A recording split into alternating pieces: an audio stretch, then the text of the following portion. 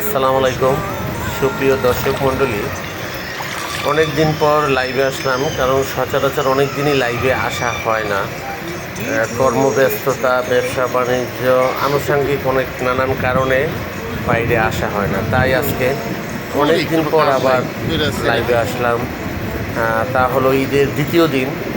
আমরা সবসময় দেখা যায় রোজার ঈদে বা কোরবানি ঈদে বিশেষ করে বৃষ্টি হইলে বা নদীর পানি ভালো থাকলে আমরা 3 বন্ধু 4 বন্ধু মিলে গোসল করতে আসি। ঠিক আজকেও আমরা 4 বন্ধু মিলে আমাদের বাড়ির কাছেই বুড়িগঙ্গা নদী, সেই নদীতে গোসল করতে আসলাম। কারণ এই বুড়িগঙ্গা নদীর সাথে আমাদের অনেক স্মৃতি বিজড়িত। কারণ ছোটোবেলা থেকে এই নদীটা আমরা দেখে আসছি, আরও ভালো দেখছি, কিন্তু এখন তো ময়লা নোংরা, শীতকালে তো নামাই যায় না। কারণ শীতকালে পানি যেই পরিমাণ নোংরা এবং যেই পরিমাণ ময়লা থাকে, গরমের দিনে বর্ষা হয়, বর্ষা হওয়ার কারণে কিছুটা পানি ভালো, তারপরও দেখা যায় 2-1 ঘন্টা গোসল করলে চেহারা নাক কালো হয়ে যায়, চোখ জলে। যেরকম গ্রামে যে নদীগুলা বা পদ্মা, মেঘনা, যমুনা, যেসব বড় বড় নদীগুলো যেগুলো স্রোত ভালোভাবে বহন করে বা স্রোত বেশি আছে, সেই সব নদীতে আপনার নোংরা পানি থাকে না। আর বুড়িগঙ্গা ধরতে গেলে এক প্রকার অবৈধ নদী, মানে সোজা কথা এখানে কোনো স্রোতের ওরকম একটা নাই। আর পুরো ঢাকা শহরের যত ময়লা আবর্জনা আছে আমাদের এই নদীতেই পড়ে, যার কারণে অত একটা ভালো পানি এখানে হয় না। তারপরেও যেভাবে তীব্র গরম, তীব্র তাপদাহ, তাই সবাই মিলে ভাবলাম যে না, আজকের দিনটা আমরা একটু বুড়িগঙ্গায় গোসল করতে যাব। যেমনি বলা সেমনি কাজ, 4 বন্ধু আইসা বললাম। এবং ঢাকা শহরটা খুবই ফাঁকা। এই যে নদীর পাড়ে আগে অনেক মানুষজন থাকতো, এখন নদীর পাড়ে সেটা বলতে গেলে আমরা 4-5 জন 6 জন 7 জন ছাড়া আর কেউ নেই, শুধু আমরা একদম খালি। প্রায় ঘন্টা 2-3 আমরা গোসল করলাম, ভালোই লাগলো আমাদের কাছে। কারণ অনেক দিন হয়েছে নদীতে এরকম মন খুলে গোসল করা হয় না, কারণ ওর পানি ময়লা থাকে, যার কারণে আমরা ওরকম গোসল করতে পারি না। তাই আজকে দেখলাম পানিটা ফর্সা আছে, আবার দোকান বন্ধ, ঈদের ছুটি ভাবলাম যে না, একটু গোসল করি। আর আপনাদের দেখানোর জন্য এই গোসল অবস্থায় একটু ভিডিওগুলো করলাম, আপনারা একটু দেখবেন, এই প্রত্যাশা নিয়ে ভিডিওগুলো করা হয়। তাই আমরা বুড়িগঙ্গায় আজকে অনেকক্ষণ গোসল করবো, একেবারে 2 থেকে 3 ঘন্টা। নদীর পানি একটু ফ্রেশ, এর চেয়ে আরও ফ্রেশ হয়। অনেক দুষ্টামি করলাম, গান গাইলাম, কথাবার্তা বললাম, আড্ডা মারলাম। কারণ আমরা 4 বন্ধু একসাথে হইলে অনেক ধরনের মজা করি, ভালো লাগে, ঠিক আছে। কারণ এই 4 জনই বন্ধু-বান্ধব টিকা রয়েছে, আরও অনেক বন্ধু-বান্ধব ছিল, কেউ হয়তো এক কাজে বিদেশে বা ঢাকার বাইরে।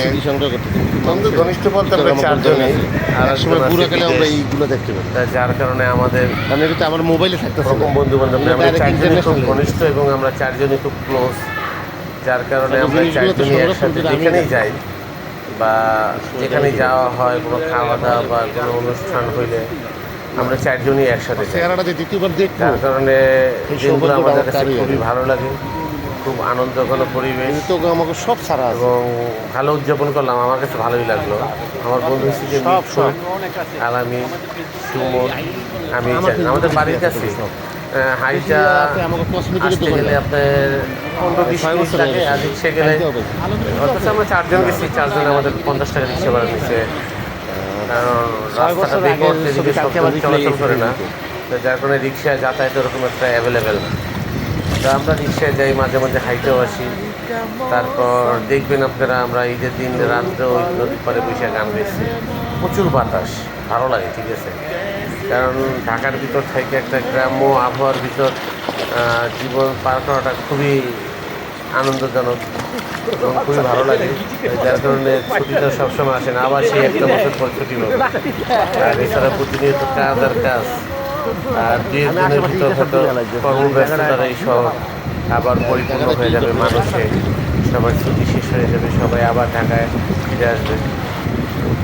যার কারণে ছুটির দিনগুলোকে খুব ভালোভাবে উপভোগ করার চেষ্টা করি। আমার কাছে খুব ভালোই লাগে, কারণ আমি ছুটির দিনগুলোতে আমার কোথাও যাই না। বন্ধু-বান্ধব 3-4 জন যারা আছে এরাই বিশেষ করে নদীর পাড়েই বেশি আসে। কারণ ঢাকা শহরের এই গাড়ি গুড়ি কোলাহল এগুলো কোনো কিছুই আমার কাছে ভালো লাগে না। তাই যতটুকু ফ্রি পাই বা সাপ্তাহিক যে বন্ধগুলো আছে শুক্রবার, তখন আমরা এই নদীর পাড়েই আসি এবং আমাদের কাছে নদীর পাড়টা খুবই ভালো লাগে।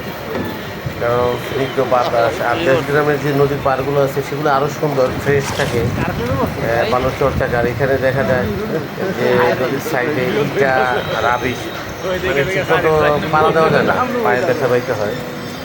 তারপরে যতটুকু সম্ভব চেষ্টা করি একটু আনন্দ করার, কারণ এই স্মৃতিগুলো থেকে যাবে। দেখা যাবে কোনো এক সময় হয়তো আমরা থাকবো না, কিন্তু আমাদের এই বন্ধু বান্ধবের যে একটা আনন্দ ঘন পরিবেশ বা সেই স্মৃতি মুহূর্তগুলো, এগুলো সবসময় থাকবে। আর এগুলোকে ধারণ করার জন্য এই ভিডিওগুলো করে রাখি।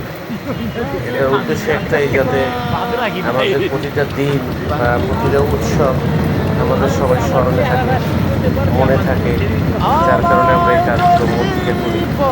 আমার কাছে খুবই ভালো লাগে, কারণ ঈদের এই ছুটিটা আমি খুব আনন্দ ঘনভাবে পার করি।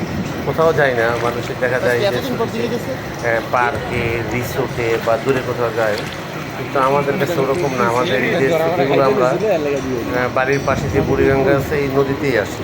বিশেষ করে এই নদীতে আসি, আড্ডা মারি, গোসল করি, গান গাই, হাসি তামাশা করি। খুবই ভালো লাগে আমাদের কাছে।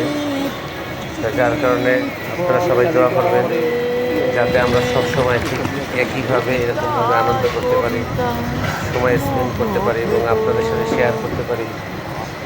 সবাই ভালো থাকবেন, সুস্থ থাকবেন। যে দিনটাকে স্মরণীয় করার জন্য এই ভিডিওগুলো আপনারা দেখবেন। আমাদের বন্ধু মিঠু খুবই দুষ্ট, খুবই তামাশা তামাশা করে, যার কারণে প্রতিটা সফর মজা হয় না। আমরা যেখানে যাই ওকে সাথে করে নিয়ে যাই, ভালো লাগে।